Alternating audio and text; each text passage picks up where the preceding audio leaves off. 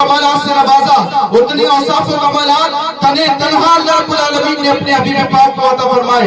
یہ شان حضور رحمت للعالمین کی جو خوبیوں سے نوازا، جو خوبیوں سے دیگر انبیاء اکرام کو نوازا، اگر حضور کو دیکھیں تو پھر ہر خوبی میں حضور عرفہ والا ہے۔ اللہ رب العالمین نے اپنے دیگر تمام انبیاء اکرام کو چند خوبیوں سے نوازا، لیکن ان کے امتیوں نے انہی خوبیوں پر اپنے نبی سے پیار کیا، اپنے حبیب سے پیار کیا، اور اتنی خوبیاں اکٹھا اللہ رب العالمین نے اپنے حبیب پاک میں عطا فرمائی۔ تو پھر اتنی خوبیاں ہیں تو ہمارے پاس تو اتنا موقع ہے کہ ہم کسی ایک خوبی کو بھی چن لیں اور کسی بھی ایک خوبی کی بنیادی پر اپنے حبیب پاک سے محبت کر لیں، کسی ایک خوبی کی بنیادی پر۔ اب دیکھیں اللہ رب العالمین نے اپنے پیارے پیغمبر حضرت یوسف علیہ السلام کو حسن سے نوازا، حضرت یوسف علیہ السلام کو حسن سے نوازا، حسن کا پیکر بنایا اللہ رب العالمین نے حضرت یوسف علیہ السلام کو، اور ایسا حسن جو دیکھتا تھا تو اس حسن کی تاب نہ لا پاتا تھا، اس کی آنکھیں چن لیا جاتی، ایسا حسن یوسف علیہ السلام کو اللہ رب العالمین نے عطا فرمایا۔ اور جب بات اپنے حبیب کی آئی تو حضور رحمت للعالمین کو پھر ایسا حسن عطا فرمایا کہ جو دیکھتا تھا وہ دیکھتا رہ جاتا تھا، جتنی دیر تک دیکھتا مصطفیٰ جان رحمت کا حسن اتنا بڑھتا چلا جاتا۔ ایسا بے مثل اور بے مثال حسن اللہ رب العالمین نے اپنے حبیب پاک کو عطا فرمایا۔ حضرت یوسف علیہ السلام کا حسن دیکھنے کے بعد میں جب مصر کی خواتین نے حضرت یوسف علیہ السلام کا حسن دیکھا تو وہ ایسی گم ہو گئی، ایسی سکتے میں پڑ گئی کہ انہوں نے اپنی انگلیاں کاٹ لی۔ اور جب مصطفیٰ جان رحمت کے حسن کی باری آئی تو اللہ رب العالمین نے اپنے حبیب کو ایسے حسن سے نوازا کہ مرد کے سعودی عرب کے مرد نہیں، عرب کی خواتین نہیں بلکہ عرب کے مرد، اور انہوں نے انگلیاں نہیں بلکہ اپنے سر ایک بار نہیں بلکہ بار بار کٹائے۔ اعلیٰ حضرت فرماتے ہیں حسن یوسف میں کٹی مصر میں انگشت زنا، سر کٹاتے ہیں تیرے نام کے مردان عرب۔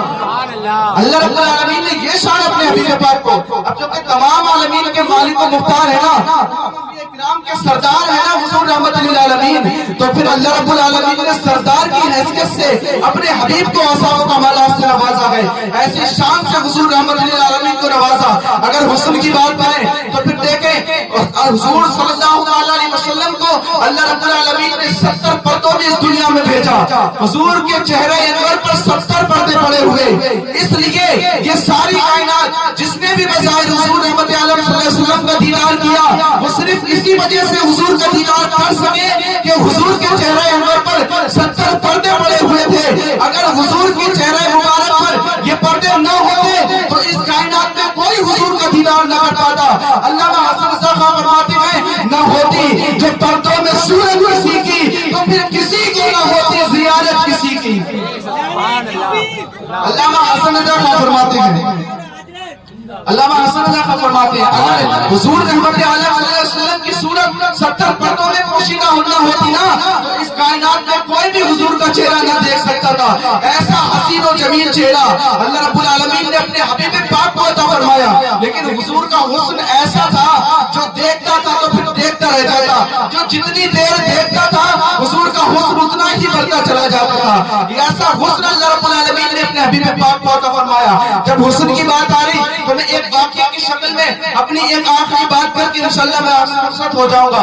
حضور رحمت عالم صلی اللہ علیہ وسلم حسن کی بات دیکھیں، حضور کا حسن دیگر اوصاف و کمالات کو چھوڑے، حضور کی ذات تو براول برا ہے، حضور کا مقام براول برا ہے، حضور کی شان تو براول برا ہے، لیکن اگر صرف حسن پہ بات کریں حضور کے تو پھر حضور کا صرف حسن دیکھیں۔ حضور رحمت عالم صلی اللہ علیہ وسلم مدینہ المنورہ کی گلیوں میں آپ سحر کے لیے نکلے، حضور رحمت عالم مدینے کی گلیوں میں گھومنے کے لیے نکلے، اور جب آپ سیر کرتے ہوئے ایک گلی سے آپ کا گزر ہوا تو آپ نے وہاں کیا دیکھا کہ ایک قبیلہ وہاں پڑاؤ کیے ہوئے ہے، ایک قبیلہ وہاں ٹھہرا ہوا ہے۔ حضور رحمت عالم صلی اللہ علیہ وسلم جب اس قبیلے میں پہنچے تو آپ نے اس قبیلے میں آپ کا ایک اونٹ نظر آیا، اس قبیلے میں آپ نے ایک اونٹ نظر آیا اور وہ اونٹ آپ کو بڑا پسند آیا، وہ عرب کی نسل کا سرخ اونٹ حضور رحمت عالم صلی اللہ علیہ وسلم کو بڑا پسند آیا۔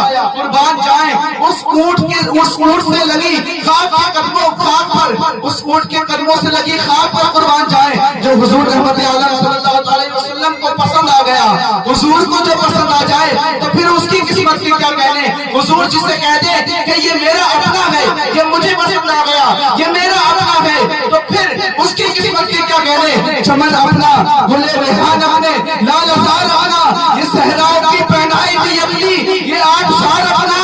اگر سرکار فرما دے ایک بار اپنا، اگر سرکار فرما دے ایک بار اپنا، تو پھر سمجھو زمین اپنی، زمان اپنا، سب آگے بہار۔ سبحان اللہ، نعرہ تکبیر، نعرہ رسالت، مسلک اعلی حضرت، علماء سنت، زیارت حرمین شریفین، زیارت حرمین شریفین، مدینے کا سفر، نعرہ تکبیر، نعرہ رسالت۔ قربان جائیں اس اونٹ کی قسمت پر جو حضور کو پسند آ گیا۔ کبھی اگر حضور ہماری طرف اشارہ کر کے فرما دے یہ میرا ہے تو بتاؤ پھر دنیا بھی اپنی ہے اور پھر آخرت بھی اپنی، یہاں بھی اپنا بیڑا پار اور پھر آخرت میں بھی بیڑا پار۔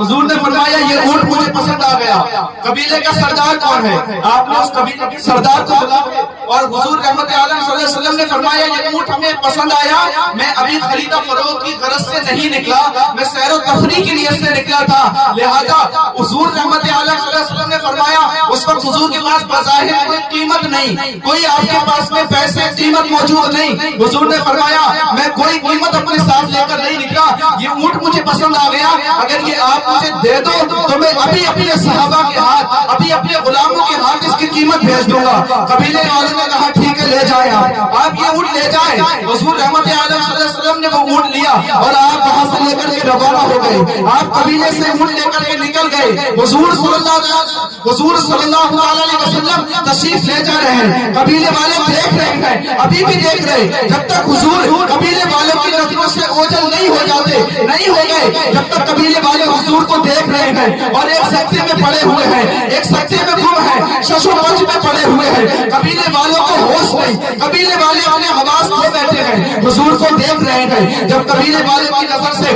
حضور رحمت عالم صلی اللہ علیہ وسلم اوجھل ہو گئے، جب آپ ان کو دیکھنا بند ہو گئے، جب وہ نہیں نظر آئے تو پھر اب قبیلے والے سکتے سے باہر آئے، اب تھوڑا قبیلے والے ہوش میں آئے، اور جب وہ لوگ ہوش میں آئے تو ہوش میں آنے کے بعد ایک دوسرے سے باتیں کرنے لگے، کہنے لگے یار یہ تو بتاؤ یہ جو شخص ابھی آیا تھا، یہ جو ابھی اپنے پاس میں آیا تھا، جو بھی ہم سے اونٹ خرید کر کے لے کے گیا ہے، کسی کو معلوم ہے اس نے ہمیں قیمت نہیں دی، یہ اونٹ صرف بات کر کے لے گیا، اس نے کہا میں اپنے غلاموں کے ہاتھ اس کی قیمت بھجوا دوں گا، کوئی جانتا ہے یہ شخص کون تھا؟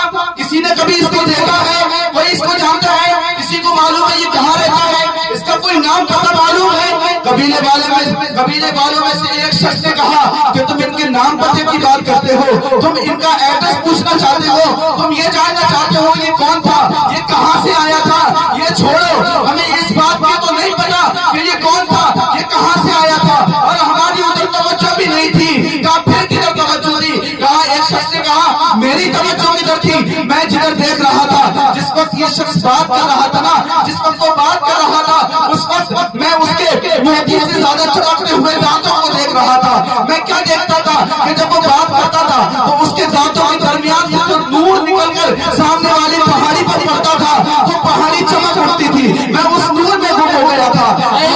دوسرے شخص نے کہا کہ تم اس نور کو دیکھتے تھے، تم اس نور کو دیکھ رہے تھے، سنو تم تو اس نور میں گم تھے، تم دانتوں کے جلووں میں گم تھے، جانتے ہو میں کیا دیکھ رہا تھا؟ اس نے کہا کیا دیکھتے تھے؟ کہا جس وقت وہ شخص، جس وقت وہ ہستی، جس وقت وہ ذات کلام فرما رہے تھے نا، جس وقت وہ بات کر رہے تھے، اس وقت میں ان کے پتلے پتلے لبوں میں گم ہو گیا تھا، میں ان کے ہونٹوں کو دیکھ رہا تھا، اعلیٰ حضرت فرماتے ہیں نا پتلی پتلی گلے خود سکی پتیاں ان لبوں کی نزاکت پہ لاکھوں سلام۔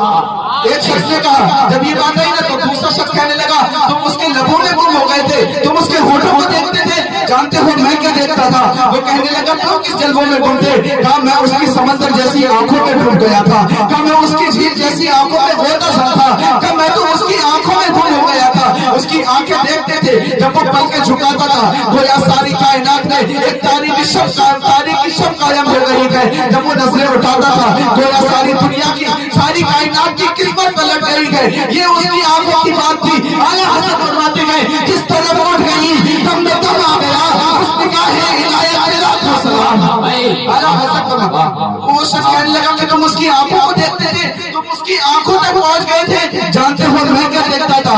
एक दूसरा और बोला तुम जानते हो मैं क्या देखता था?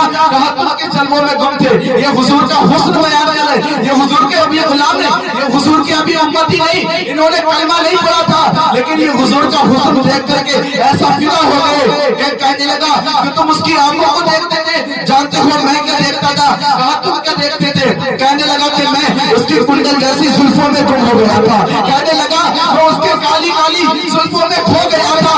खुला खुला नजर हुआ तेरी जुल्फे दराज का, फांसी गले में डाल के दुनिया लगा।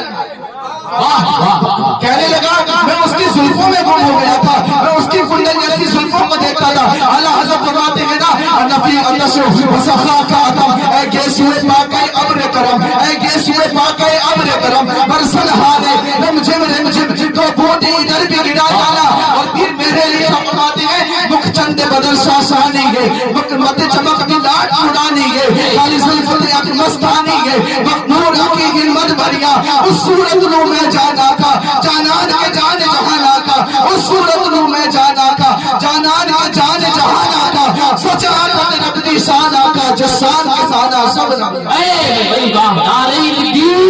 नारे रिसालत मसल के आला हजरत उलमाए अहले सुन्नत नारे तकबीर।